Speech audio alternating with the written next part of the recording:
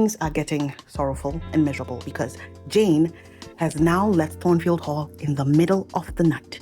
She has barely any money, 20 shillings, no food, no clothes, and she now had to basically hitchhike and get a ride from Thornfield Hall to goodness knows where. The driver of the coach told her that the ride that she needs will cost 30 shillings, but she had only 20 shillings. So he literally drops her off in the middle of nowhere.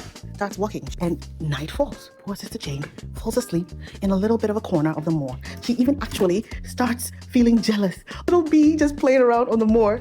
Can you imagine? Jane is starving and she is exhausted. She even starts thinking of trading in her gloves and her handkerchief so she can get a bread roll. But every door she knocks on, she gets turned away. Let me just say that Charlotte Bronte did quite a good job of painting just a very vivid picture of the helplessness and destitution that Jane felt and faced during this chapter, because I felt like I was walking with her. She described just walking back and forth, feeling torn between just staying on the path and trying to find help elsewhere or staying close to the village and trying to knock on doors.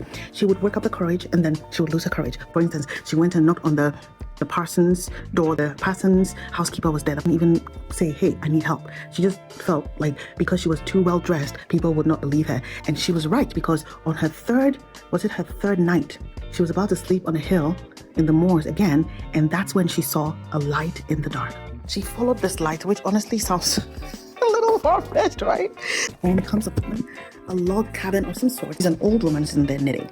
Then she notices that there are two young women by a fireplace who are also reading from a book. Watches them for a while, finally gathers up her courage to knock on the door.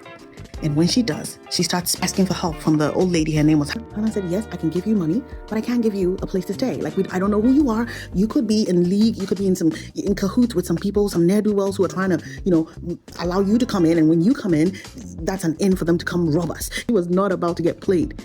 But here's the catch. It was raining, so Jane was soaked from head to toe. I don't know if you know anything about, England, but I hear that rain is no joke and can feel really, really cold.